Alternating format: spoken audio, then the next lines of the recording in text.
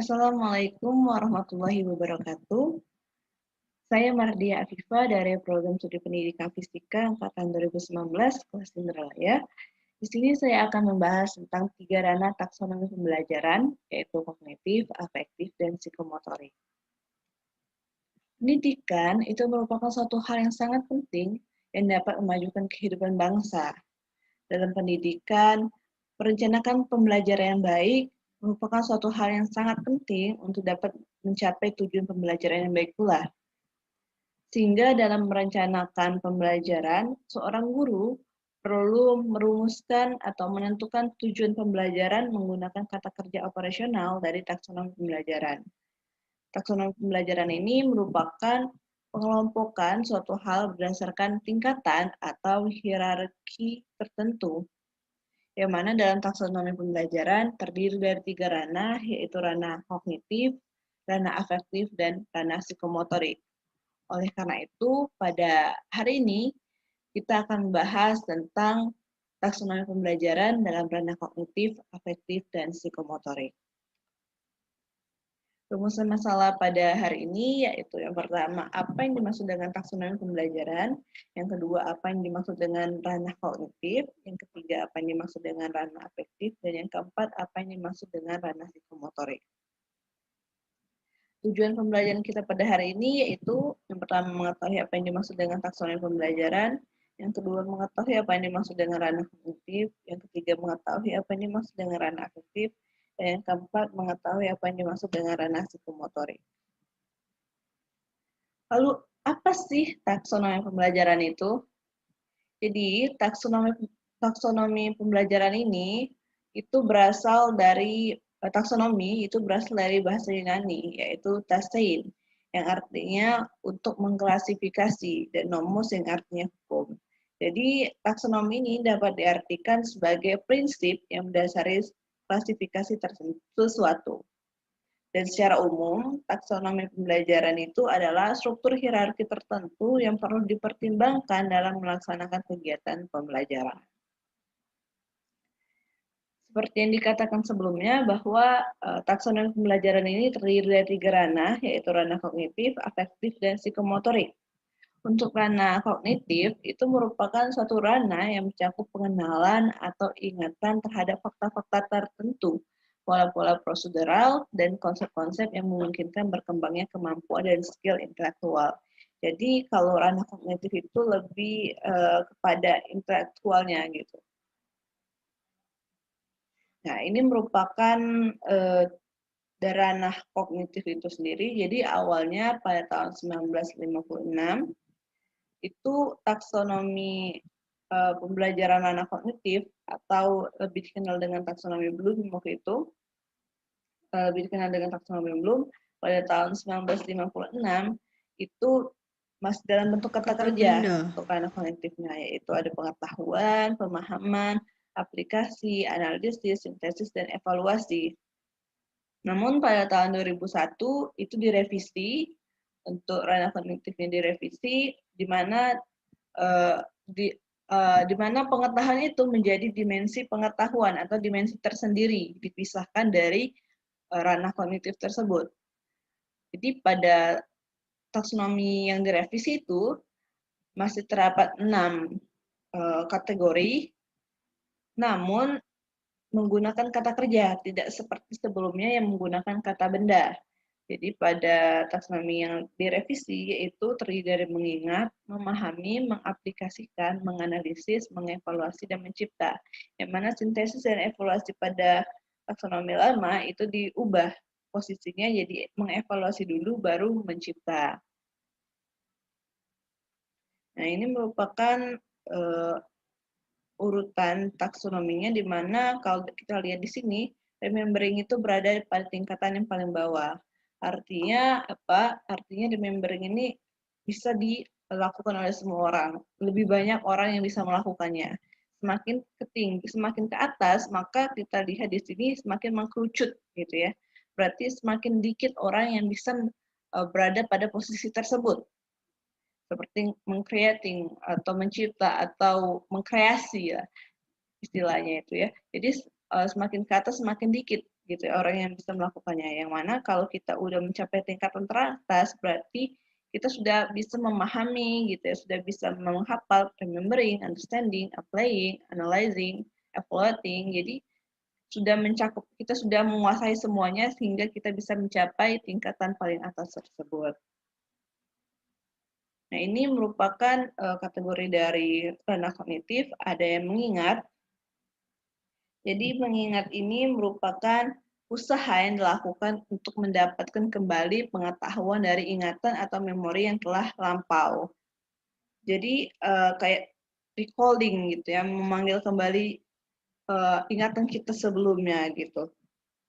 Nah, mengingat ini merupakan dimensi yang memiliki peranan penting dalam proses pembelajaran yang bermakna dan pemecahan masalah. Jadi kalau kata kerja operasionalnya itu seperti mengetahui, mengidentifikasi, mengutip, dan menyebutkan. Itu merupakan beberapa kata kerja operasional dari mengingat. Lalu yang kedua ada memahami. Kalau memahami ini itu artinya mengkonstruk definisi atau makna berdasarkan pengetahuan awal yang dimiliki. Nah, kalau memahami ini dia itu mencakup menafsirkan, memberikan contoh, mengklasifikasi, meringkas, menarik kesimpulan, membandingkan, dan menjelaskan. Di beberapa kata kerjanya itu berkaitan seperti itu, yaitu menjelaskan, gitu ya, membandingkan, meringkas, menafsirkan, mengklasifikasikan, mencirikan, dan menghitung gitu. Jadi kalau misalkan dia sudah bisa menjelaskan, berarti dia itu udah memahami nih materi yang dipelajari gitu. Selanjutnya yang ketiga ada menerapkan. Menerapkan ini merupakan penggunaan suatu prosedur untuk mengerjakan tugas atau menyelesaikan masalah. Menerapkan itu beberapa kata kerja operasionalnya seperti menerapkan, memilih, melaksanakan, menyusun, dan mengurutkan gitu. Itu untuk menerapkan. Lalu ada yang menganalisis. Nah, kalau menganalisis ini artinya memisahkan tiap bagian dari permasalahan dan mencari tahu keterkaitannya yang dapat menimbulkan masalah untuk memecahkan suatu permasalahan. Kalau kata kerja operasionalnya itu seperti menguraikan, mengorganisir, dan menemukan pesan tersirat, seperti itu. Lalu yang kelima ada mengevaluasi. Kalau mengevaluasi ini itu memberikan penilaian berdasarkan standar dan kriteria yang ada. Contoh beberapa kata kerjanya yaitu memprediksi, mengkritik, membenarkan, menyalahkan, menilai, dan menguji. Misalkan dia udah bisa mengkritik nih, berarti dia udah bisa mengevaluasi seperti itu. Lalu yang terakhir ada menciptakan, yaitu penggabungan unsur-unsur untuk menjadi suatu kesatuan. Nah, kalau menciptakan mungkin kata yang lebih enak didengar itu seperti mengkreasikan ya. Karena kalau menciptakan itu kesannya lebih kepada seperti pencipta, namun kita kan bukan pencipta. Jadi kita lebih enak dengar kalau kita mengungkapkan dengan kata mengkreasikan gitu. Jadi hal ini menggabungkan unsur-unsur untuk menjadi suatu kesatuan. Beberapa kata kerja operasionalnya yaitu merancang, memproduksi, membangun, dan merencanakan. Seperti itu. Nah, tadi kita udah bahas tentang ranah kognitif, sekarang kita bahas ke ranah afektif. Jadi kalau ranah afektif ini merupakan ranah yang berkaitan dengan emosi, perasaan, atau tingkat penolakan atau penerimaan dalam proses pembelajaran. Jadi lebih berkaitan kepada emosi atau perasaan kita nih tentang suatu pembelajaran. Nah, ini ada 5 kalau dari 5 kategori dari ranah afektif, yaitu menerima, merespon, menilai atau memaknakan, mengorganisasi, dan karakterisasi nilai atau gabungan nilai. Yang pertama itu ada menerima, yaitu mengembangkan kesadaran akan ide dan fenomena. Kalau menerima ini dia tuh mencakup kesadaran, contohnya yaitu memilih rencana atau menunjukkan kesadaran mengenai pentingnya belajar gitu. Jadi menunjukkan kesadaran nih akan pentingnya belajar itu seperti apa, seperti itu. Jadi dia itu menerima seperti itu. Lalu ada kemauan untuk menerima. Contohnya itu kemauan untuk menerima perbedaan suku dan budaya gitu. Lalu ada perhatian yang terkontrol dan atau terseleksi. Contohnya yaitu mengontrol jawaban atau memilih alternatif. Beberapa kata kerja nih operasional yang ditujukan untuk menerima yaitu mengikuti, memilih, mematuhi, dan menganut. Lalu yang kedua ada merespon, yaitu merespon itu artinya berkomitmen pada ide atau dan lain-lain dengan menanggapinya. Jadi ya merespon berarti menanggapi gitu ya. Dimana kalau merespon ini mencakup persetujuan sepenuhnya untuk merespon dan kemauan untuk merespon, contohnya yaitu aktif dalam diskusi dengan merespon pertanyaan yang diajukan. Nah, itu merupakan salah satu bentuk merespon. Kalau dalam diskusi kita menanggapi nih apa pertanyaan yang diberikan sebelum diberikan oleh teman-teman kita. Itu merupakan salah satu bentuk respon. Yang kedua yaitu kepuasan dalam respon. Contohnya yaitu menerima dengan baik keputusan diambil bersama dengan tulus memuji penampilan dan karya orang lain. Jadi kita menerima nih apa yang disampaikan oleh teman kita tadi gitu ya. Kita menghargai apa yang dikatakan oleh teman kita yang dikatakan oleh teman kita tersebut. Contoh kata kerja operasionalnya nih untuk merespon itu membantu, mendukung, menjawab, dan menolak. Baiklah, yang ketiga, kategori ketiga yaitu menilai atau memaknakan. Jadi kalau menilai atau memaknakan ini artinya bersedia dianggap menghargai ide atau materi tertentu. Itu mencakup menerima secara baik suatu nilai, contohnya yaitu menerima pendapat orang lain, dan menetapkan pilihan pada suatu hal. Dan juga menentukan pilihan terhadap suatu nilai, contohnya mendukung pendapat orang lain, setelah kita menambahkan jawaban nih dari teman kita gitu ya, kita dukung jawaban teman kita, wah benar nih jawabannya seperti ini. Nah itu merupakan salah satu bentuk dari menilai dan atau memaknakan. Lalu ada juga komitmen, contohnya itu memprotes hal-hal yang tidak benar. Misalkan kamu berkomitmen bahwa kamu akan menanggapi akan berpihak pada hal-hal yang benar gitu. Jadi kalian kalau ada hal-hal yang kurang tepat gitu, kalian memprotes gitu bahwa jawaban tersebut kurang tepat, seharusnya seperti ini gitu.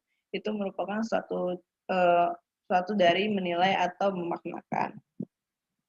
Beberapa kata kerja operasionalnya yang berkaitan dengan menilai atau memaknakan yaitu mengasumsikan, memperjelas, dan mengusulkan. Lalu yang keempat ada mengorganisasikan. Kalau mengorganisasikan itu artinya melakukan sesuatu untuk mulai menyelaraskan nilai-nilai yang diinternalisasi. Jadi kalau mengorganisasikan ini dia tuh mencakup konseptualisasi nilai, contohnya yaitu mengakui kelebihan dan kelemahan diri gitu ya. Lalu organisasi sistem nilai, contohnya yaitu menyusun rencana sesuai tanggung jawab, minat, dan keyakinan.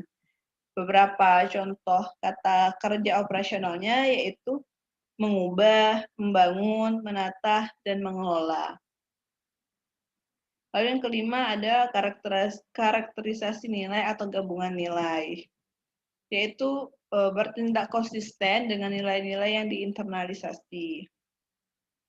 Lalu karakterisasi nilai atau gabungan nilai ini dia mencakup satu kesatuan tergeneralisasi, contohnya yaitu menyusun rencana atau memilih prosedur.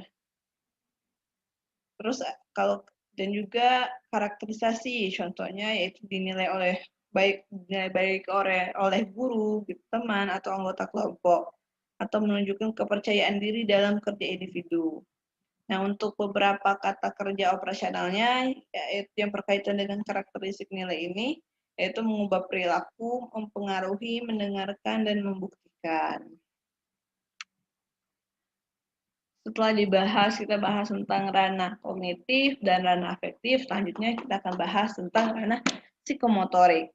Yang mana ranah psikomotorik ini merupakan ranah yang berkaitan dengan gerakan fisik atau keterampilan yang diperlukan dalam proses pembelajaran. Psikomotorik berarti motorik itu gerak, berarti berkaitan dengan gerakan fisik atau keterampilan ya, seperti itu. Nah, untuk ranah kognitif ini ada 7. Yang pertama itu persepsi, yaitu kemampuan untuk menerapkan informasi sensorik pada aktivitas motorik. Contohnya nih, seorang juru masak mengatur panas kompor untuk mencapai suhu hidangan yang tepat. Di sini dia menerapkan informasi sensoriknya pada aktivitas motoriknya gitu. Informasi yang telah diterimanya dia terapkan nih pada aktivitas yang untuk bergerak untuk yang dilakukan seperti itu. Yang kedua ada set, yaitu kesiapan untuk bertindak. Contohnya, orang gemuk menunjukkan motivasi dalam melakukan latihan terencana.